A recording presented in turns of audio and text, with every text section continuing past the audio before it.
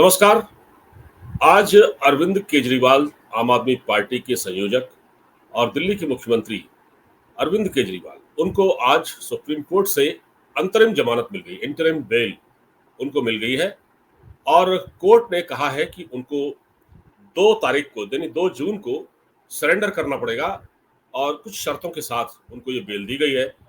लेकिन सवाल ये है कि जिस प्रकार ईडी ने जो केस बनाया, इतने पुख्ता सबूत, जिसको कि हाई कोर्ट ने भी कहा कि आपके पास प्रॉपर सबूत है, ईडी के पास प्रॉपर सबूत है, बहुत ठोस सबूत है, इसके बावजूद केजरीवाल को बेल मिल जाना। इस पर बात करने के लिए मेरे साथ मौजूद है एन के सूद साहब, एक्स्ट्रा ऑफिसर। सर, हमारा सुप्रीम कोर्ट ये जो डिसीजन दे रहा है, ये किस प्रकार के एग्जाम्पल सेट किए जा रहे हैं? मतलब इसका पब्लिक में तो ये मैसेज चला गया कि ताकतवर के लिए अलग कानून, कमजोर के लिए अलग कानून। क्या ये बात दिमाग में नहीं आएगी लोगों के? देखिए, बिल्कुल आएगी, लेकिन बात ये है ना कि लोग सोचते हैं कि जो इंडिया के पॉलिटिशियन है वो जो कुछ मर्जी करे, उनको सब कुछ अलाउड है, चोरी करे, करप्शन करे। और करप्शन कोई बड़ा जुल्म नहीं माना जाता इंडिया के अंदर। कोर्ट भी ये नहीं मानते कि करप्शन आपने कर ली तो बहुत बड़ा काम कर दिया। एक्चुअली इसको लाइटली ले रहे हैं, जबकि ये बहुत बड़ा जुर्म है। कोई आदमी अपनी रिस्पॉन्सिबल पोजीशन पे बैठ करके चोरी करना शुरू कर दे, लूटमारी करना शुरू कर दे, टेररिस्टों को सपोर्ट करना शुरू कर दे, देश के खिलाफ काम करना शुरू कर दे, फॉरेन एजेंसी से कनेक्शन बना के रखे, इसको कोर्ट बेल दे देते हैं। और बेल किस बात की? क्या आपने इलेक्शन में कैंपेन करना है? क्या पॉलिटिशियन के लिए कोई रूल दूसरे बने हुए हैं कि पॉलिटिशियन जो कुछ चाहे कर सकता है? और ये क्या है कि हमारी कंट्री के अंदर एक सिस्टम बना हुआ है कि पॉलिटिशियन जेल में जाते हैं करप्शन चार्जेस के ऊपर, रेप के ऊपर, और जब उसके बाद जेल से बाहर आते हैं तो लोगों को हाथ हिलाते हैं जैसे बड़ा बहादुरी का काम करके आए हैं, और फिर कहेंगे कि हम तो फ्री हो गए। केजरीवाल फ्री नहीं हुआ। केजरीवाल को सिर्फ 21 दिन के बेल दी गई है, 1 जून तक बेल दी गई है। जब तक यहाँ पे इलेक्शन होगा दिल्ली और पंजाब के अंदर उसके फिर उनको जेल में जाना है। और कुछ लोग ये भी कह रहे हैं कि इस टाइम पे एनआईए भी हो सकता है इसके ऊपर काम करे, लेकिन मैं सोचता हूँ कि शायद एनआईए इसके ऊपर काम ना करे, वेट करेगी, क्योंकि सुप्रीम कोर्ट ने उसको बेल दे दी है। तो एनआईए ऐसा लगता है कि पीछे छुप के बैठ जाएगी या पीछे हट जाएगी और उसके बाद में काम करेगी। लेकिन दूसरी बात आती है कि केजरीवाल बाहर आके क्या करेंगे? शर्तें तो लगा दी, शर्तें सुप्रीम कोर्ट ने ही लगाई। सुप्रीम कोर्ट ने कहा कि आप सीएम के ऑफिस के अंदर नहीं जाएंगे, उसको उसके अंदर इंटरफेयर नहीं करेंगे। देखिए, पहले भी यहाँ पे एक विजिलेंस का अटैक हुआ था केजरीवाल के ऑफिस में, और रात रात में केजरीवाल के लोगों ने वहां से फाइलें शिफ्ट कर दी। तो यहाँ भी केजरीवाल बहुत कुछ कर सकते हैं, लेकिन ईडी भी पूरी तैयार है, सीबीआई भी तैयार है। लेकिन मेन बात यह आती है कि अब ये बाहर निकल के क्या कहेंगे? ये कहेंगे मैं तो बेचारा हूँ। आप देखिएगा कुछ इनकी रैली होंगी जहाँ पे केजरीवाल आपको आंखों पोंछते नजर आएंगे कि मैं तो मारा गया, मैं तो शरीफ आदमी हूँ, मैंने कुछ नहीं किया। वो ये नहीं कहेंगे कि मैंने चोरी की है, मैं चोर हूँ, मैं टेररिस्ट हूँ, मैं गद्दार हूँ। ये तीनों चार्जेस केजरीवाल के ऊपर फिट आते हैं, पूरे फिट आते हैं। और आप देखिए ना, संजय राउत जेल में गए थे करप्शन चार्जेस के ऊपर, किसी की प्रॉपर्टी पे कब्जा कर लिया था, और बाहर आकर के ऐसे करने लगे कि जैसे बहुत बड़े महारथी हूँ, बड़ा इन्होंने देश के लिए काम किया। पीएम मोदी पे क्वेश्चन उठा रहे हैं। और केजरीवाल के कुछ बेल मिलना, कुछ लोगों को अफसोस है, और आम आदमी पार्टी के लोग खुश भी है। और इससे क्या है कि आम आदमी पार्टी को बहुत राहत मिलेगी, सपोर्ट मिलेगी, और वो अपना प्रोपेगेंडा करेगी अच्छे से, और कहेगी हम तो ईमानदार हैं और बेईमान लोगों ने हमको जेल में डाल दिया। मतलब दूसरी तरफ चार्ज लग जाएगा कि मोदी और अमित शाह वो बेईमान है और मेरे को उन्होंने जेल में डाल दिया, मैं तो बड़ा शरीफ आदमी हूँ। ये नहीं कहेंगे कि मैंने कैसे यहाँ पे करोड़ों रुपए कमा लिए, हजारों करोड़ रुपए रख लिए अपने पास।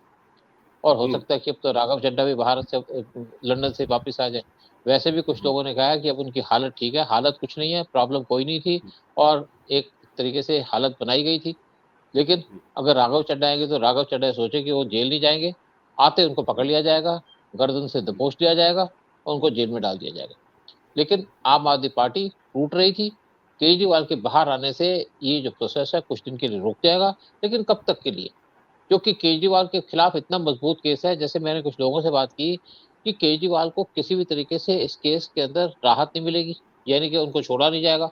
और गवर्नमेंट ये भी सोच रही है कि ऐसे जो करप्शन के केसेस हैं वहां पे एक फास्ट ट्रैक कोर्ट बनाया जाए, और केजरीवाल, मनीष सिसोदिया, सतिंदर जैन और बाकी भी जो लोग इनके केसों में इन्वॉल्व है, उनके खिलाफ डे टू डे इंक्वायरी करके जल्दी से जल्दी इनका डिसीजन लेकर के इनको सजा दी जाए, ताकि लोगों को एक समझ आए कि केजरीवाल जैसे लोग जो चोरी करके छुप जाते हैं, भाग जाते हैं, उनको छोड़ा नहीं जाएगा।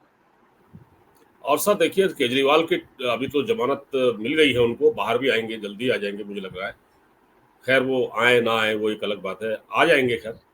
पर ये है कि उनकी सोशल मीडिया टीम ने और उनके जो साथी हैं उन्होंने प्रेस कॉन्फ्रेंस कर करके हल्ला मचाना शुरू कर दिया है। मतलब केजरीवाल अभी जमानत ले ली है उन्होंने, उसके बाद जैसे ये खबर सामने आई वैसे ही प्रधानमंत्री मोदी को हिटलर और उसके अलावा आपने वृंदा करात जैसे नेता और संजय सिंह और ये आतिशी मरलीना, ये सारे लोग बाहर निकल आए। और सर सोशल मीडिया पर एक इन्होंने पोस्टर मतलब इन्होंने केजरीवाल का डाला है और उसमें लिखा है सत्यमेव जयते। देखिए आप भी देख रहे होंगे, ये देखिए सत्यमेव जयते यानी सत्य की जीत हुई है। बताइए आप, ये अभी इसके से इनके ड्रामेबाजी ये हाँ, शुरू हो चुकी है। देखिए बात क्या है कि सारे के सारे इस टाइम सांप जो है बिलों से बाहर आ गए हैं। ये सांप जी हैं जो देश को बांटने का काम कर रहे थे और इस टाइम पे बिल से बाहर आ गए हैं। और जैसे मैंने कहा कि चोर को ये कहते हैं कि सत्यमेव जयते कहने लिखने लग गए। ये ये एक्चुअली इनका करेक्टर है। और ऐसा नहीं है कि इनके बातों में, इनके झांसों में लोग नहीं आते, लोग आते हैं इनके झांसों में। तभी तो केजरीवाल हाँ जैसे लोग बैठे हुए थे, नहीं तो ये बहुत साल पहले इनको पावर से हटा दिया जाता। और जी कांग्रेस तो बैठे ही हुए हैं। और जितने भी केजरीवाल केजरीवाल भी अर्बन अर्बन लेफ्टिस्ट है। हाँ और इसके जो साथी हैं, मरलेना जो बैठी हैं, बाकी बैठे हैं, सारे के सारे लेफ्टिस्ट लोग हैं जो एक समझिए आप शेर की खाल पहन के या दूसरी खाल पहन के बैठे हुए थे। और हाँ वृंदा करात जो पॉलिटिकली टोटली डिसमेंटल हो चुकी है, उनकी हम्म, पार्टी खत्म हो चुकी है। लेकिन हम्म, शोर बचाने के लिए और देश के खिलाफ खड़े करने होने के लिए तो हमेशा तैयार हैं लोग। कुछ लोग ऐसे होते हैं जो देश के लिए सेक्रीफाइस करते हैं, देश के लिए जान देते हैं। कुछ लोग ऐसे हम्म, होते हैं जो देश को बर्बाद करने का काम करते हैं। हम्म, और उनमें से केजरीवाल भी है। और उनके साथ जो आतिशी मरलेना है और वृंदा करात की तो आप बात ही छोड़ दीजिएगा। ये तो जी एक जानी पहचानी है। और एक्चुअली अब जो इंडिया के अंदर जो कम्युनिस्ट आ रहे हैं वो दूसरी खाल पहन के आ रहे हैं। कम्युनिस्ट हम्म, कल्चर के लिए अंदर नहीं आ रहे हैं, कम्युनिस्ट पार्टी नहीं ज्वाइन करते। ये दूसरी पार्टियों हम्म, में ज्वाइन कर लेते हैं। कुछ ने हम्म, कांग्रेस ज्वाइन कर ली और कुछ कांग्रेस में अब भी हम्म, बैठे हुए। हम्म, और बाकी जो है उन्होंने आम आदमी पार्टी ज्वाइन कर ली, किसने कुछ कर लिया। और ये बेसिकली देश को बर्बाद करने के चक्कर में बैठे हैं। जब तक ये लोग रहेंगे हमारा देश कमजोर रहेगा। जैसे हमारे मिनिस्टरों ने कई बार स्टेटमेंट दी है कि हमको ढाई दुश्मनों से खतरा है। दो, एक चाइना, एक तरफ पाकिस्तान और दूसरा इंडिया के अंदर जो बैठे हैं। और ये लोग जो दुश्मन बैठे हैं इंडिया के अंदर, ये आम आदमी पार्टी के अंदर भी है, कम्युनिस्ट पार्टी के अंदर भी है, कांग्रेस के अंदर भी है, कुछ और पार्टियों के अंदर भी हैं, जो हमेशा देश के खिलाफ बात करते हैं, देश के खिलाफ सोचते हैं।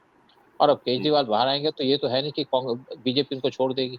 बीजेपी भी पूरे तरीके से तैयार है केजरीवाल को डील करने के लिए, केजरीवाल के प्रोपेगेंडे को डील करने के लिए। और केजरीवाल का जो नेफेरियस डिजाइन्स हैं उनके खिलाफ। और लेकिन प्रॉब्लम वही आती है ना कि हमारे देश के लोग जब तक ये बात नहीं समझेंगे कि कौन कैसा आदमी है, कौन देश का दुश्मन है। और जो आदमी जेल से जा करके उसको बेल मिली है 20 दिन की, ये तो है नहीं कि उसको परमानेंट बेल मिली है, सिर्फ 20 दिन की बेल जी मिली है, उसके फिर तक के जेल जाएंगे दोबारा से। जब तक हम्म। लोग इस बात को नहीं समझेंगे, अगर लोग इस बात को समझ जाए तो केजरीवाल को 10 वोटें न मिले पूरे दिल्ली के अंदर। सर एक तरफ हम बात करते हैं एनआईए इनको पकड़ेगी, जो टेरर फंडिंग के मामले में जो पन्नू का वीडियो वायरल हुआ था जिसमें 133 करोड़ रुपए इनको दिए गए थे जैसा कि पन्नू कह रहा था, और उसके बाद इन्होंने उनका काम करके नहीं दिया तो वो पैसे वापस मांग रहा था। दूसरी ओर हम एक चीज और है सर, हमारी जांच एजेंसियां इतने मजबूत तरीके से केस को बनाती हैं और उसको सबूत को जुटाती हैं, दिन रात काम करती हैं। प्रधानमंत्री मोदी ने भी इन एजेंसियों को बड़ी ताकत दी जब से वो सत्ता में आए हैं, कहा कि आप काम फ्री, उनको फ्री हैंड दिया। आप चाहे मतलब आप करप्शन को खत्म करिए, पकड़िए ऐसे लोगों को। तो जब ईडी, सीबीआई जैसी जांच एजेंसियां कोर्ट के सामने इतने तगड़े सबूत पेश करती हैं, तो फिर ऐसे लोगों को जब बेल मिल जाती है, जब आज आज भी बहुत अपोज किया गया इसका, और सर कोर्ट ने 5 मिनट में यह फैसला दे दिया। हियरिंग शुरू हुई, जो ईडी के जो वकील थे तुषार मेहता, उन्होंने बड़े अच्छी बातें कहनी कहीं, बड़े सौड़े तर्क रखे, 5 मिनट में हियरिंग खत्म हो गई और फैसला केजरीवाल को अंतिम जमानत दे दी गई, अंतरिम जमानत दे दी गई। अब बताइए, ये एक हौसला तोड़ने वाली बात तो है। देखिए ऐसा है कि जो जजेस है ना, ये कोर्ट के अंदर वकीलों से मिलते हैं, बड़े-बड़े वकीलों से इनकी मुलाकात होती है, डिफरेंट पार्टीज़ के अंदर मिलते हैं, तो इनके आपस में पर्सनल रिलेशंस भी होते हैं। मैं ये नहीं कहता कि उनके इन्फ्लुएंस में आकर के जजमेंट देते हैं, लेकिन पर्सनल रिलेशन का कुछ इम्पैक्ट तो पड़ता ही है, प्रेशर भी डाला जाता है। जो वकील होते हैं वो प्रेशर भी डालते हैं और देखिए पहले सुप्रीम कोर्ट के अंदर जो टोटल कंट्रोल था वो कम्युनिस्टों का था। कम्युनिस्ट वकील थे यहाँ पे, जो इनको कंट्रोल करते थे और एक आपको याद होगा कि एक बार 5 सुप्रीम कोर्ट के जजेस धरने में बैठ गए थे सुप्रीम कोर्ट के बाहर। उनके ऊपर कुछ कांग्रेसियों का प्रेशर था और वो कांग्रेस का जो आदमी था, शायद गुप्ता था आदमी, उसने उनको बिठाया, उनके प्रेशर में भी आए। तो हर एक आदमी का प्रेशर तो होता ही है किस चीज़ पे, उनकी एक झेलने की लिमिट भी होती है। देखिए यहाँ पे जो भी पहले अपॉइंटमेंट्स की जाती थी कोर्ट्स के अंदर मोस्टली कांग्रेस के द्वारा की जाती थी, उनके टाइम में की जाती थी। मैं ये नहीं कहूँगा कि जो हमारे को जजेस हैं, उनके ऊपर इन्फ्लुएंस है, लेकिन आदमी हैं और फिर इनके पास पावर भी है, फिर ये इन्होंने कोई लीगल सिस्टम भी देखना है। हमारा लीगल सिस्टम काफ़ी कमज़ोर है, इसी का फ़ायदा उठा के ऐसे लोगों को बेल मिल जाती है, क्योंकि सिस्टम में ऐसी कोई बात नहीं है, अभी इनको गिल्टी तो माना नहीं गया। अगर गिल्टी मान करके इनको पनिश किया जाता तो बात दूसरी थी और नेचुरली बात है बहुत से लोग आपने देखा होगा कि उनके ऊपर केस बनता है, अरेस्ट होते हैं, उसके बाद उनको बेल मिल जाती है। उसी तरीके से केजरीवाल को बेल मिल गई। लेकिन दूसरी तरफ पब्लिक को सोचना पड़ेगा, पब्लिक को जागना पड़ेगा कि ऐसे लोग जो जेल से बेल पे बाहर आते हैं, वो ईमानदार आदमी नहीं है या उनको हम ईमानदारी का सबूत नहीं दे सकते या उनको कहें कि ये देश के बड़े महान नेता हैं जिन्होंने जो जेल गए हैं, आज़ादी की लड़ाई तो लड़ नहीं रहे केजरीवाल। केजरीवाल लड़ रहे थे करप्शन के खिलाफ और खुद करप्ट हैं, तो इस टाइम पे जो लड़ाई है केजरीवाल के खिलाफ वो है करप्शन की। केजरीवाल करप्ट है, केजरीवाल चोर हैं, केजरीवाल ने चोरी की है, केजरीवाल के पास पैसे हैं, केजरीवाल ने शीश महल बनाया और केजरीवाल के लिंक हैं खालिस्तान से। ये बातें सबके सामने आ चुकी हैं और इसके बाद लोग क्या डिसीजन लेते हैं वोटिंग के टाइम पे, ये देखने की बात है। क्योंकि इस टाइम पे आप देखिए हमारे यहाँ पे वोटिंग चल रही है, बड़ी इंपॉर्टेंट वोटिंग है, देश के फ्यूचर की बात है और दूसरी तरफ यहाँ पे लोग आईपीएल की बात कर रहे हैं, आईपीएल के मैचेस देख रहे हैं, कुछ लोग यहाँ पे एंजॉय कर रहे हैं कि देश में क्या हो रहा है और उनको दूसरे इशू से फुर्सत नहीं है। वो टीवी के प्रोग्राम में बिज़ी हैं, उनको वोटिंग से कोई मतलब नहीं है देश में क्या हो रहा है और अगर हम वोटिंग पे ख्याल नहीं देंगे कि देश के फ्यूचर में क्या है या देश का फ्यूचर क्या है, तो भुगतेंगे हम और भुगता भी हमने इतने सालों से। इंडिपेंडेंस से अब तक तो हम भुगत ही रहे थे।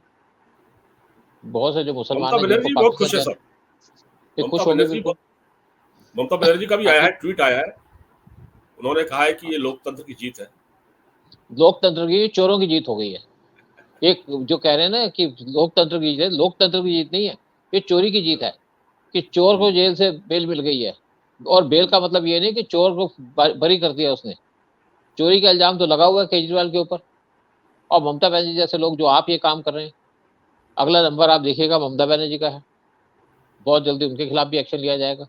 जिस तरीके से वो वेस्ट बंगाल के अंदर अपनी गवर्नमेंट चला रही हैं, जिस तरीके से वहाँ पे लड़कियों को ओपनली रेप किया जाता है, संदेश खाली का तो आपने केस देखा ही है और उम्मीद यही लगाई जा रही है कि जो वेस्ट बंगाल के इलेक्शन होंगे, वहाँ पे ममता बनर्जी डाउनवर्ड ट्रेंड में होगी और केजरीवाल और ममता बनर्जी जिस दिन ये 2 लोग इंडियन पॉलिटिक्स से बाहर चले जाएँगे, दूर हो जाएँगे, तो मुझे लगता है कि देश का कुछ सुधार होगा, देश के अंदर कुछ डेवलपमेंट का चांस बनेगा, देश हमारा और आगे बढ़ेगा और जो देश के दुश्मन हैं, वो उनका यहाँ से पावर से बाहर जाना बड़ा इम्पोर्टेंट है और चाहे केजरीवाल हो, चाहे ममता बनर्जी हो।